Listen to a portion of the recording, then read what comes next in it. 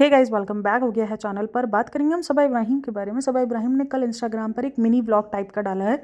आजकल ना थोड़ा इंस्टाग्राम पर ये सारी चीज़ें बहुत चल रही है, एक्टिव थे बहुत टाइम से। मिनी व्लॉग, छोटे छोटे 1-2 मिनट्स के व्लॉग जो है बहुत ज़्यादा चलते हैं, खास करके टिकटॉक पर तो बहुत ही ज़्यादा फेमस है। तो उसी टाइप का उसने एक मिनी व्लॉग बनाया है, जहाँ पर अव्वल देखो, जब ये वो बनाती है अपना व्लॉग वगैरह बनाती है तो तब ये ज़्यादातर फुल नहीं दिख रही होती है ना, या बहुत कम वो फुल दिखती है। तो इसमें वो तकरीबन फुल नज़र आई है, तो उसमें वो काफ़ी मोटी नज़र आ रही है। और इसमें कोई दो राय नहीं है कि उसका वेट बढ़ा हुआ है। तो उसमें उसको बहुत सारे लोग लिख रहे थे वेट कम करो, कुछ लोग ट्रोल भी कर रहे थे, कुछ लोग बॉडी शेमिंग भी कर रहे थे।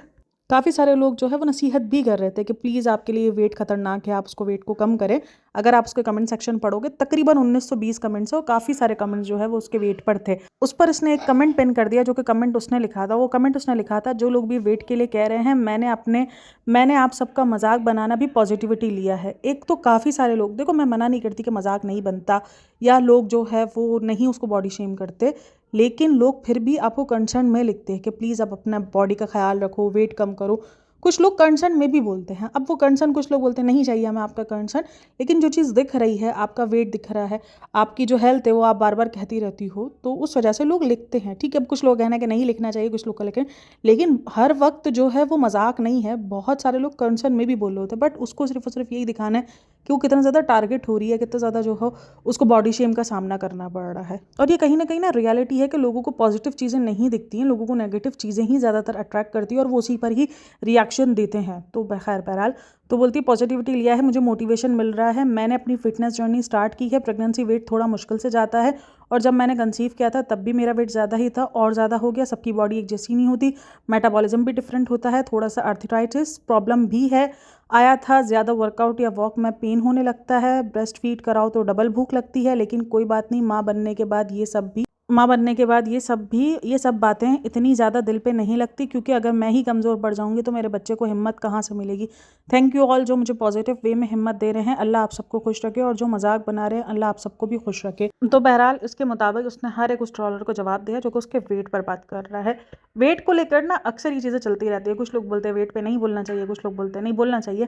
खैर, इसको वेट के लिए बोला जा रहा है, काफ़ी लोग ट्रोल भी करते हैं, काफ़ी बॉडी शेमिंग भी होती है, हर एक चीज़ होती है। मैं ये नहीं मना करूँगी कि नहीं होती है, लेकिन आजकल उसको क्यों इतना फील हो रहा है?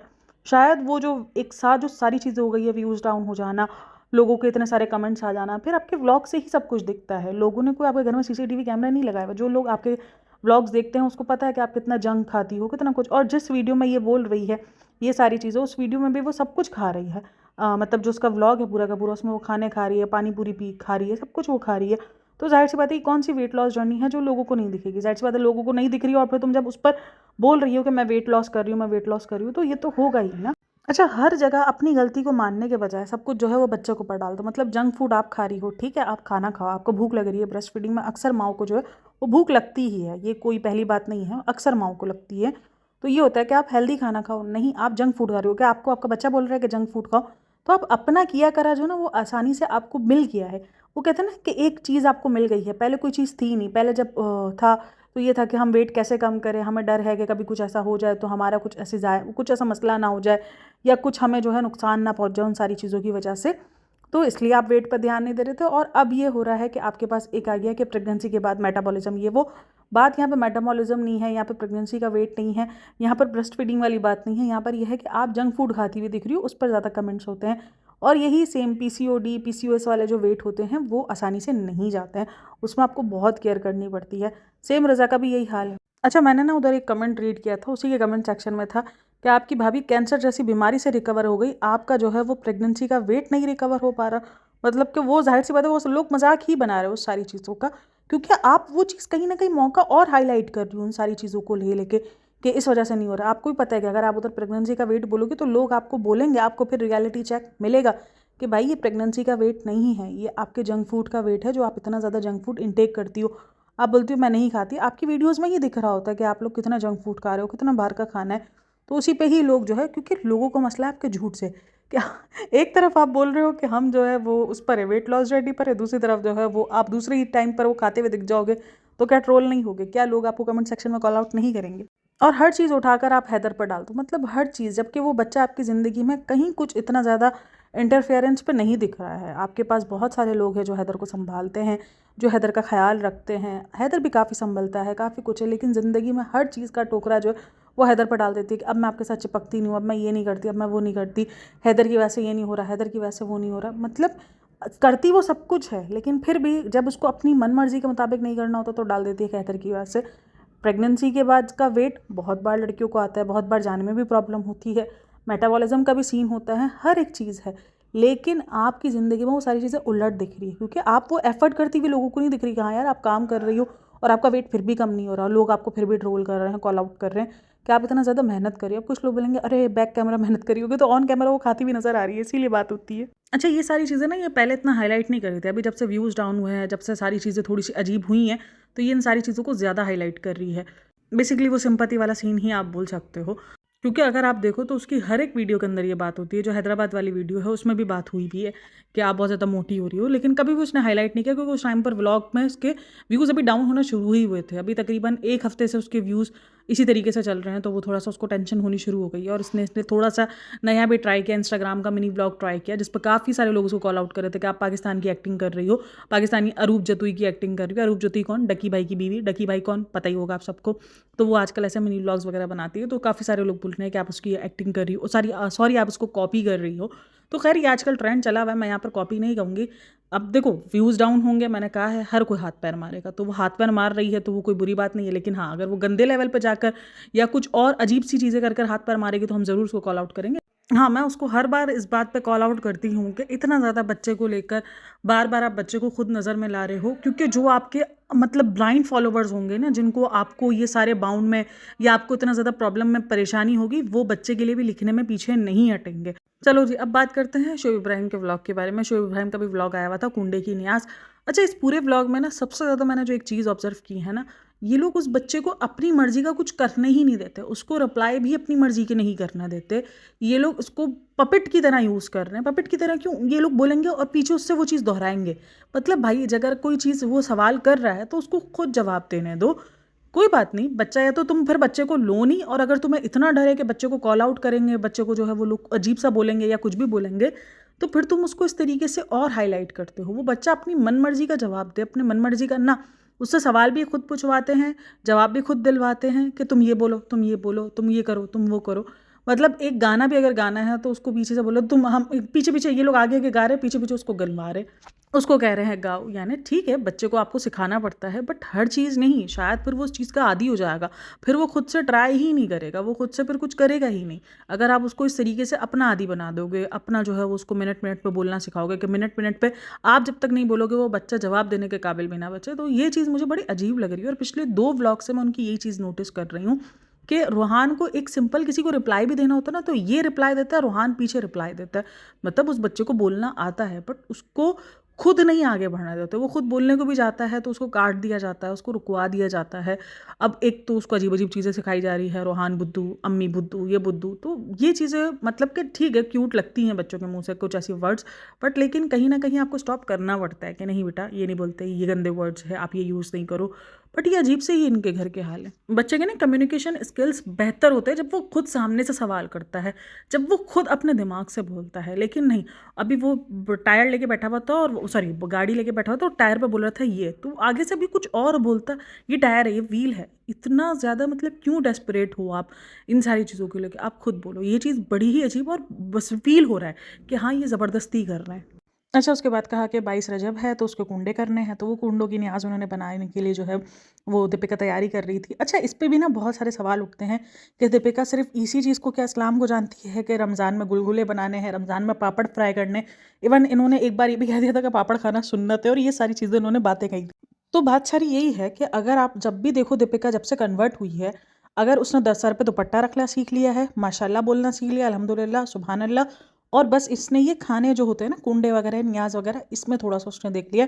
बाकी बेसिक जो इस्लाम है वो हम सबको पता है कि वो क्या है, वो नमाज है, कुरान शरीफ है, वो ये सारी चीज़ें हैं।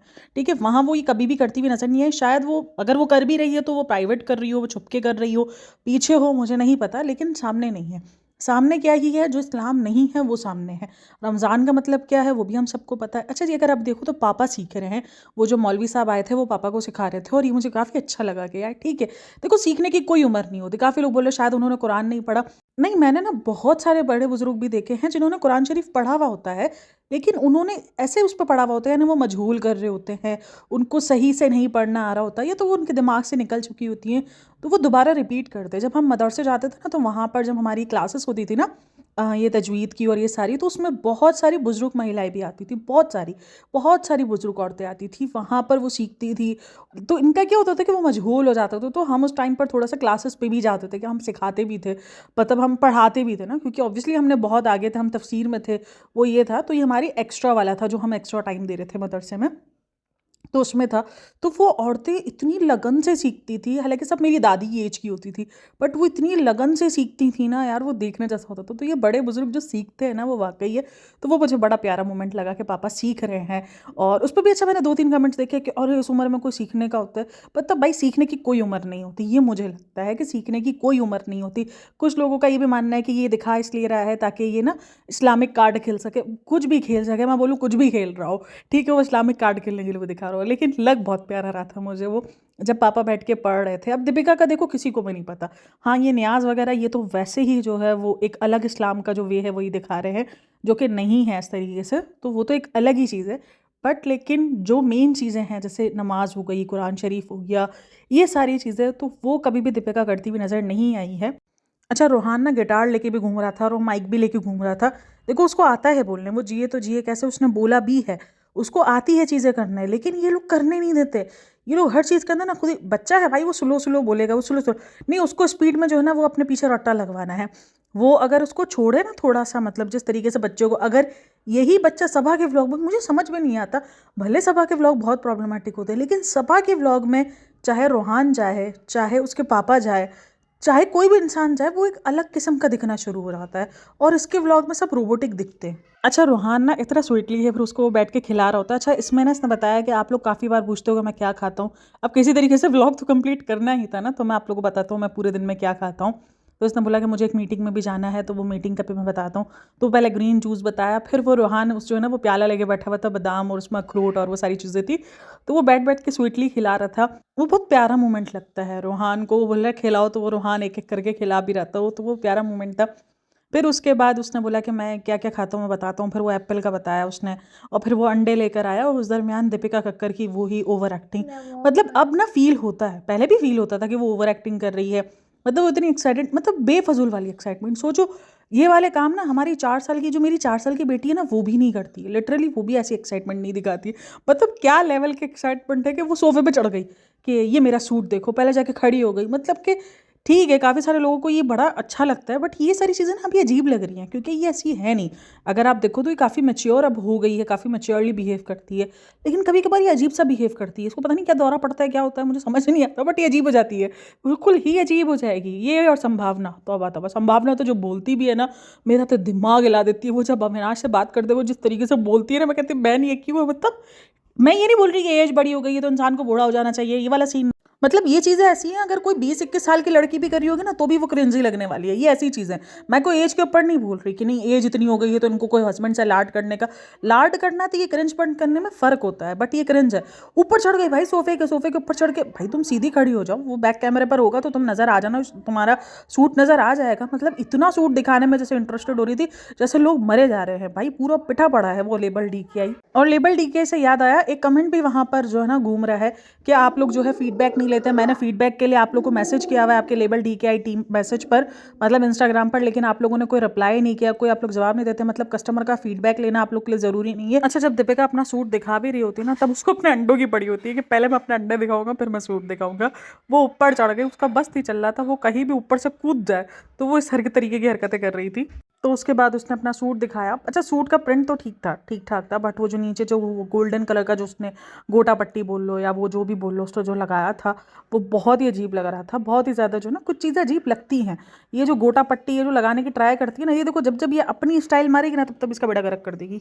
अभी बीच में जो कॉपी पेस्ट चल रहा था तो वो थोड़ा सही लग रहे थे, चीज़ें सही लग रही थी, लेकिन अभी जैसे ही इसने अपना थोड़ा सा दिमाग लगाना स्टार्ट किया ना, तब से उसने चीज़ों का फिर से बेड़ा गर्क करना शुरू। प्रिंट थोड़ा सा सही था, बट वो जो नीचे जो उसने लगाया ना, तब वो बहुत अजीब लग रहा था। तो वो उसने सब कुछ दिखाया। खैर, उसको अपने अंडे में ज़्यादा इंटरेस्ट था बनस्बत सूट में। अच्छा, फिर सूट दिखाने के बाद जो है वो चला गया था अपने बाल बनवाने के लिए। तो अभी उसने अपना लुक चेंज किया है तो वो थोड़ा सा यंग यंग लग रहा है। उस पे भी बहुत सारे कमेंट्स थे, आप यंग दिखने की नाकाम कोशिश करो। खास करके जो है रेडिट पर ये सारी डिस्कशन हो रही थी कि छोटा जो है बनने की ट्राई कर रहा है, ये सब कुछ है। तो देखो, कहीं ना कहीं मैं इस बात को मानती हूँ, हाँ ठीक है, उसको काम नहीं मिलता है इंडस्ट्री में, ये कि सब कुछ। और अगर आपका ताल्लुक इंडस्ट्री से हो या ना हो, हाँ, अगर आपको ये है कि आपको छोटा ही बनना है, लेकिन अगर आपको ये है कि आपको लुक वाइज कम दिखना है या आपको यंग दिखना है, स्मार्ट दिखना है, तो ये कोई बुरी बात नहीं है। मैं इस चीज़ पे रख के कभी भी इनको कॉल आउट नहीं कर सकती कि ये क्यों ऐसा सोचते हैं या ये क्यों ऐसा करते हैं। नहीं यार, ये चीज़ अच्छी ही है। और मुझे ये चीज़ कभी कभार इनके लिए ये चीज़ बुरी लगती है कि देखो, अगर शुभ इब्राहिम अपने आप को थोड़ा छोटा रखता है, हाँ वो बहुत जगह पे जो मैन चाइल्ड बनता है वो नहीं बनना चाहिए, लेकिन हाँ वो अपने आप को यंग रखता है, अपने आप को जवान रखने की ट्राई करता है, तो उस पर भी वो ट्रोल होता है। और दीपिका ने अपने आप को बिल्कुल छोड़ दिया है तो वो उस पर भी ट्रोल होती है।